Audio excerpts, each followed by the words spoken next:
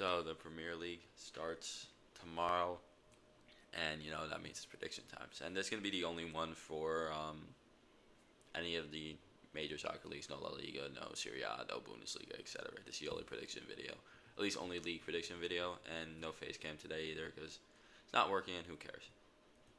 So at number 20, I already put them there earlier. We got Leicester. They have a points deductions coming. I don't really believe in that they would survive anyway. I think no matter what, points deduction or not, the three relegated sides are gonna get, or the three promoted sides get relegated. My bad. Leicester, so Dewsbury Hall to Chelsea. Lose your best player, you have points deduction coming. Lose your manager, also to Chelsea, halfway through the year last year. So I just don't see it coming. Next, 19, I want to believe. I want to say otherwise, but I just can't. Ipswich Town, they spent good money. They tried. They put in a lot of effort to try and stay up, and they still have the rest of the transfer window to make more moves. But I just don't see the talent in the squad to stay up, unfortunately. Next, Southampton didn't make any moves, but I just believe in their Premier League experience more. They were there last year, or not last season, 2 seasons ago. I just believe in that more, even though I really don't believe in the moves that they made, or really lack of moves they made. 17, Nottingham. I think that before I go on, there's 4 tiers, 4 very broad tiers, or probably 5. There's the 3 relegated tiers of teams. I think these teams. There's the 17 to 12 range. There's the 11 to 9 range. There's the 8 to 4 range, and there's the 1, 2, and 3. I think those are the tiers of the Premier League. I think you could put them in any order in those, and you have a good chance of being correct. Outside, maybe not. And this 17 to 12 range, really hard to predict. So I have 17. Let's just go through it real quick. 17 Nottingham, 16 Wolves, 15 Fulham. You lose your best player. Makes sense. 14, where are they? Brentford. It's in alphabetical order. It shouldn't be hard to find. Brentford, I'm high on Brentford. If they lose Ivan Toney, that can drop them all the way down here, maybe even relegate and drop. But I'm not going to predict they lose them. I'm not going to factor that into my predictions. And then 13 Everton, where it's 10th place or 9th place, or like one of those, around the range. Without the points deduction, they lose Onana, but I still have belief in Everton to at least be, in the upper end of that tier. And then 12, all the way at the top, Bournemouth, which they lost Solanke.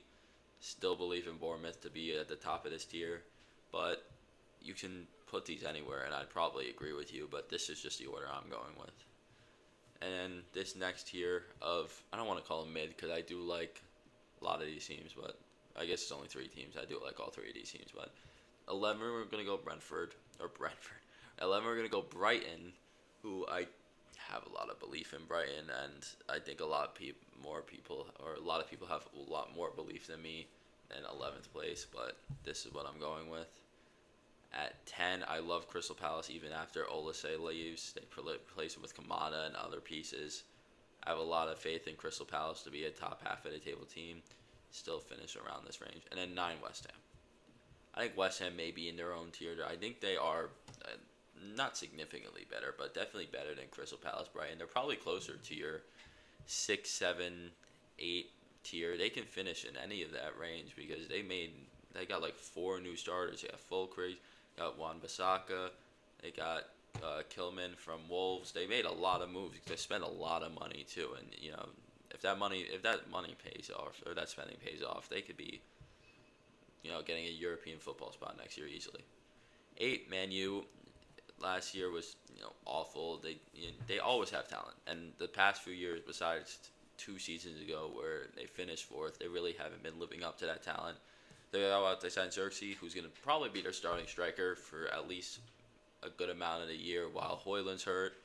Euro, their other big signing, he gets hurt. The Lit is going to start. They have a lot of center backs, so they have a clog there, and that's a good problem to have, figuring out like all these talented players to play. But Rashford has to step up. I don't trust Ten Hag a lot. This may be low, but this is where I'm putting them. 7, Tottenham again feels low, but I do like a lot of these teams in the 5 to 8 range. And Tottenham, I think they're going to put a big focus on Europe. or on the Europa League. Try, I think they would win. I'm gonna pick Tottenham to win the Europa League, and obviously that's definitely gonna hurt their Premier League standings. And so 7 feels right if they're gonna have a hurt standing. Aston Villa 6, literally the same reason. 20 years outside of Champions League, they make it back this season. I think you're gonna put a lot of emphasis in Champions League. It's gonna hurt your Premier League standings, or hurt for any team. It's gonna hurt their league standings, especially for, I don't want to say a smaller club, but we'll call it that. And they sold Douglas Luiz. Diaby left for Saudi Arabia. They just, Tottenham, I may just not be respecting their depth enough by putting them at 7, because they actually do have pretty good depth. Aston Villa does not have that. Onana was their big signing. He's probably gonna he's not depth, but he's a good starter. He's a good starter. And all of these guys that they've been buying are younger guys who probably won't see the field at all this year. So I don't trust it. Maybe at Villa, Tottenham. I don't know. I'm gonna leave it like this because I still think Villa has a more talented squad. 5, Newcastle. That's perfect. Right where I wanted them. They're not playing in Europe this year. They didn't make any of that last year. It was kind of I don't want to say a disastrous season, but it wasn't good, especially after 2 years ago you finished 4th place and you look as good as you do.